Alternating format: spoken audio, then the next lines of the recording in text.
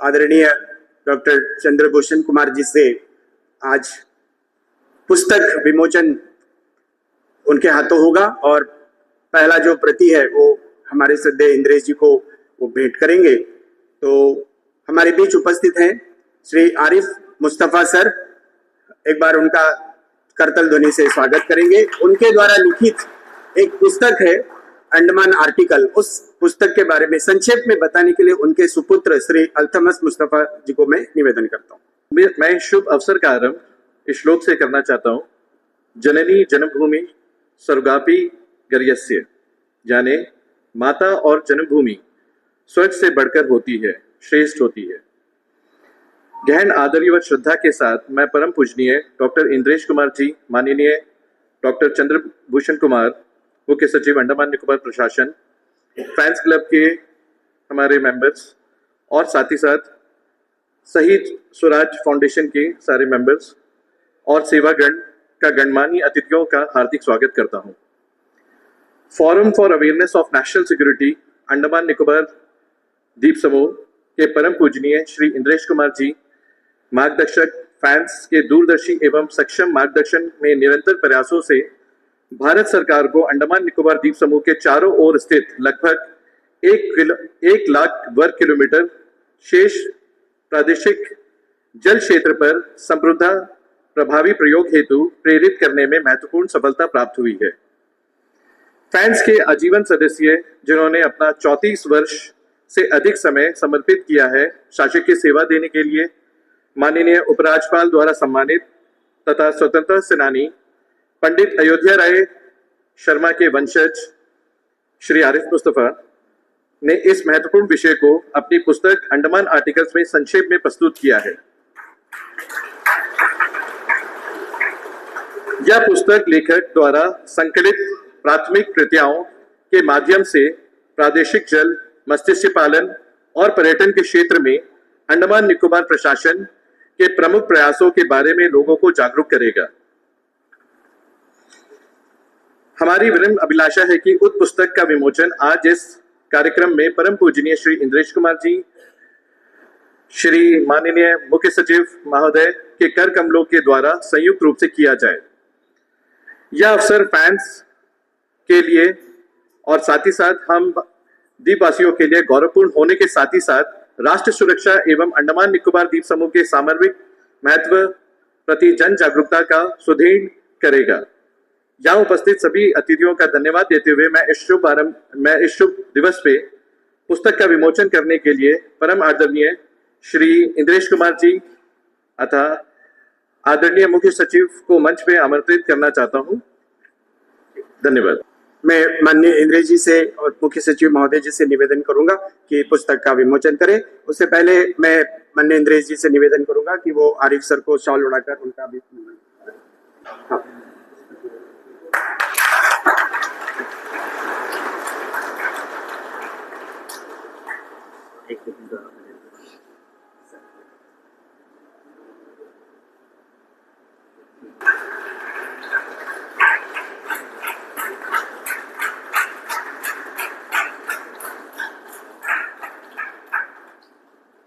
जो honourable lieutenant governor, former lieutenant governor A K. Singh साहब ने मुझसे कहा कि तुम्हारे पास क्या मसौदा है, तुम कैसी बातें कर रहे हो, तुम्हें पता है ये कंट्री का बॉर्डर है और तुम उस एग्जिस्टिंग मैप को क्रिटिसाइज कर रहे हो। अगर तुम्हारे पास मसौदा है तो तुम लेकर आओ और मुझे देखो सॉलिड एविडेंस चाहिए, मेरे चैम्बर पे सीधा आ जाना। तो दूसरे दिन मैं इंटरनेशनल सी लॉज, अनक्लॉज और अपने जो नेशनल लॉज थे वो सब का बंडल बना के मैं सर के पास गया और मैंने, सर ने मुझे कम से कम एक 1.5 घंटे का वक्त दिया और मैंने उन्हें सारी चीजें एक्सप्लेन की और it was wonderful. He was so convinced, he agreed to my line of argument. Then he said तुम इसके ऊपर एक प्रेजेंटेशन दे सकते हो राजनिवास पे। मैंने कहा सर थोड़ा से वक्त दे दीजिए, मुझे प्रिपेयर करना होगा। और उन्होंने मुझे 10 ऐसे दिन का वक्त दिया और जिस दिन उन्होंने फिक्स किया, एडमिनिस्ट्रेशन के जितने सेक्रेटरीज थे सबको उन्होंने राजनिवास पे बुलाया और मुझसे कहा आप प्रेजेंटेशन दो। जब वो प्रेजेंटेशन हुआ तो पूरे एडमिनिस्ट्रेशन के जितने सेक्रेटरीज थे उन्होंने कहा नहीं सर ये गलत है, ये सही बोल रहा है, ऐसे होना चाहिए। और फिर उन्होंने एक ही सवाल रखा कि आप ये बताइए कि किस कंट्री ने जो रूल्स आप बता रहे हैं उसे फॉलो करके अपने बाउंड्रीज को, अपने सरहद को बदला है। तो मेरे पास रेडी रेफरेंस था फिलीपाइंस का। मैंने फिलीपाइंस के मैप के साथ, उनके नोटिफिकेशन के साथ सबके सामने रख दिया। उन्होंने कहा नहीं हमें इस पे कार्रवाई शुरू करनी है। तो वो जिम्मेदारी मुझे दी गई कि तुम अपने डिपार्टमेंट से एक फाइल पुट अप करो जिस पे ये बताओ कि ये 2009 के नोटिफिकेशन पे चीज़ें ढीली हैं, इनमें कमी है और ये फेक मैप एक इशू किया गया है। और मैंने उसी हिसाब से fixing of baseline for territorial waters मैंने एक फाइल पुट अप कर दिया। वो फाइल हाईएस्ट लेवल तक गई, वो फाइल कोस्ट गार्ड के पास गई, वो file director of shipping services के पास गई, लेकिन उस पर कुछ सॉलिड निकलने से पहले मैं रिटायर हो गया और AK सिंह साहब यहाँ से चले गए और वो जो चीफ सेक्रेटरी थे वो भी चले गए, जो लॉ सेक्रेटरी थे वो भी चले गए। अच्छा, उसी वक्त मैं काफ़ी दिनों से, कई सालों से ये इंद्रेश जी की यहाँ पे, जिसके वो मार्गदर्शक हैं, इंद्रेश जी की एक NGO है जिसका नाम है fans, forum for national security Andaman and Nicobar islands. मैं उसका लाइफ मेंबर हूँ। तो जब इंद्रेश जी नेक्स्ट टाइम आए मेरे रिटायरमेंट के फौरन बाद, मैं उनके पास गया कि सर ऐसी ऐसी बात है और ये हो रहा है। और उन्हें, क्योंकि मैंने पहले LG और चीफ सेक्रेटरी और लॉ सेक्रेटरी को एक्सप्लेन किया था, तो मेरे पास चीज़ें रेडी थी। मैंने उन्हें बताया सर हम इतना एरिया लूज कर रहे हैं, सी का इतना एरिया जो हमारा है, इंडिया का है, हम उसे लूज कर रहे हैं। उन्होंने कहा नहीं चलो लाओ मेरे साथ चलो, और वो सीधा जगदीश मुखी जी के पास वो फौरन पहुंच गए और उन्होंने कहा टेकअप करो, आप क्या देख रहे हैं यहाँ पे, भाई इस चीज़ को टेकअप करो, इस चीज़ को आगे बढ़ाओ, भारत सरकार को बताओ कि ये गलत है ये चीज़ें। उसी के साथ यहाँ पे मनोहर पारेकर आए, तो मैं उनके पास भी गया। तो मनोहर पारेकर मुझसे हॉल में मिले, BGP ऑफिस के फॉर्मर डिफेंस सेक्रेटरी, वो मुझसे हॉल पे मिले। फिर उन्होंने कहा नहीं ये बात हम एक कमरे में करते हैं, और पूरे क्राउड को बाहर रोक करके वो रूम के अंदर बैठे और उन्होंने इसे सुना। उन्होंने कहा ये पेपर्स मुझे दे सकते हो, जो तुम्हारी फाइल की नोटिंग्स है, प्रेजेंटेशन है, ये मुझे दे सकते हो। मैंने कहा सर मैं कॉपी बना के लाया हूँ सिर्फ आपके लिए, आप इसे ले जाइए। अब आप समझ सकते हैं कि मैं रिटायर हो गया, मेरी पहुंच जो है ऊपर लेवल पे बहुत कम हो गई, लोग पहचानते नहीं थे, जानते नहीं थे कि कौन आया। लेकिन तब भी चेतन सांगी चीफ सेक्रेटरी, जितेंद्र नारायण, और उसके बाद जो अभी के केशव चंद्र जी हैं, इन्होंने इस चीज़ को बहुत सीरियसली लिया और रिपीटेडली गवर्नमेंट ऑफ इंडिया को लिखते गए। जितेंद्र नारायण जी एक दफ़ा मिनिस्ट्री ऑफ एक्सटर्नल अफेयर पे मीटिंग थी, उससे वो लौटे, उन्होंने मुझे बुलाया, उन्होंने कहा आरिफ मुझसे कहा गया है वहाँ पे कि पूरी इंडिया में सिर्फ आपको ऑब्जेक्शन है, बाकी किसी स्टेट ने कभी इस मैटर पे टेकअप नहीं किया। हम लोग सर वहाँ पोचिंग कम है, हमारे यहाँ तो पोचिंग बहुत ज़्यादा है, इस वजह से हम लोगों ने टेकअप किया। और मुझे गलत लग रहा था कि हमारे जो रिसोर्सेज हैं, हमारी जो हेरिटेज है, जो हमारे लोगों को मिलना चाहिए, उसे दूसरे लूट करके ले जा रहे हैं और उनके ऊपर कोई एक्शन नहीं हो रहा है और वो छुट कर जा रहे हैं। तो एडमिनिस्ट्रेशन ने परसिस्टेंटली अपने लेवल पे यहाँ से इस चीज़ को रिप्रेजेंट किया। उसके साथ मैं एक एजेंसी का नाम लेना चाहूँगा, एक सिक्योरिटी एजेंसी जो है हमारी, जिसे IB कहते हैं। IB के लोग कई सालों तक, अभी इसके होने तक कम से कम, मेरे टच में रहे और वो मैटर निकाल के वो अपने लेवल पे भेजते रहे होम मिनिस्ट्री को। और इस पे सबसे बड़ा सपोर्ट जो दिल्ली के लेवल पे हुआ, वो इंद्रेश भाई साहब का हुआ, जो हमारे फैंस के मार्गदर्शक हैं।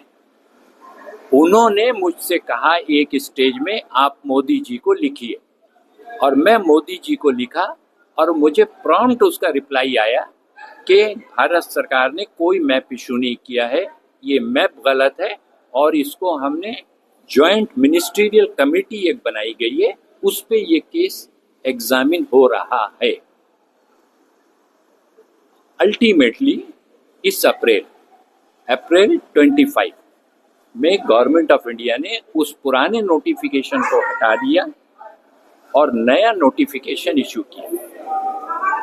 पुराने नोटिफिकेशन को हटा करके नया नोटिफिकेशन इशू किया, जिस पे जो पहले का जो मैप दिखा रहा था उस पे 30-40,000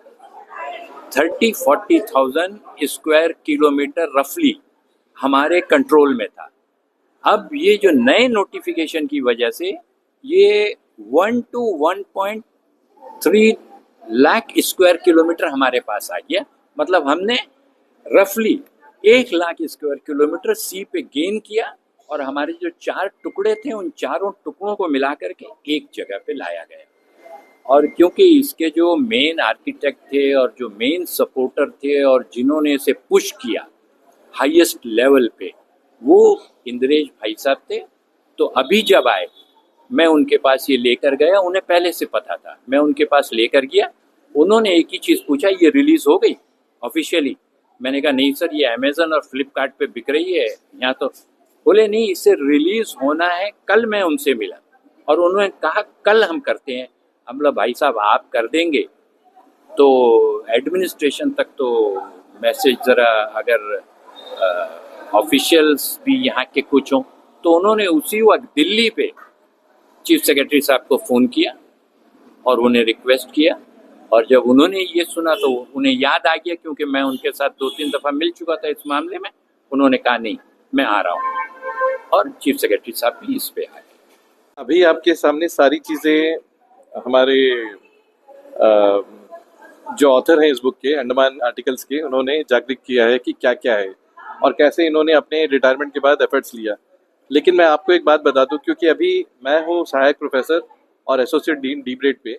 मैं हमेशा देखता हूं बच्चे अंडमान के, अभी गवर्नमेंट के एग्जाम्स बहुत निकल रहे हैं, अंडमान के ऊपर कोई भी जनरल नॉलेज का बुक नहीं है। मैं सभी युवाओं से ये अनुरोध करना चाहता हूँ कि प्लीज़ इस बुक को परचेज करें, अमेजन में है। और इसलिए करें क्योंकि अंडमान का ऑथेंटिक इन्फॉर्मेशन, चाहे वो ज्योग्राफिकल हो, चाहे वो पॉलिटिकल हो, चाहे वो नेचुरल हिस्ट्री हो, सारी चीज़ें उसमें दी गई हुई है ये कंपाइलेशन में, अंडमान आर्टिकल्स में। तो आपके एग्जाम प्रिपरेशन में जब आपसे सवाल पूछे जाएंगे एमसीक्यू बेस्ड, तो आप उसका बेहतर आंसर कर पाएंगे। इसके साथ मैं अपने वाणी को विराम देना चाहूँगा। अगर कोई यहाँ पे खरीदना चाहते हैं जी, तो आपसे कैसे कांटेक्ट करेंगे? हाँ, ये हमसे अगर कांटेक्ट करना चाहते हैं तो फादर का इंफॉर्मेशन है और ये पैम्फलेट्स ऑलरेडी है। किया है क्योंकि अमेजन और फ्लिपकार्ट ने इसे, ये ऑलरेडी हमारा नोशन प्रेस में, अमेजन में लिंक पे ऑलरेडी फ्लोटेड है। ऑनलाइन परचेज बिना कोई कांटेक्ट किए भी ले सकता है, और अगर लोकल परचेज करना है तो इस पैम्फलेट पे मैं आपको शेयर कर लूँगा, इस पे सारी इन्फॉर्मेशन है कि कहाँ से आपको क्या करना है। आप अपना कांटेक्ट ज़रूर मैं बोल देता हूँ। फादर का कॉन्टैक्ट नंबर है, जो ऑथर है हमारे Arif Ahmed Mustafa, retired assistant director of fisheries, 9434261302। Again repeat करता हूँ, 9434261302। धन्यवाद सही।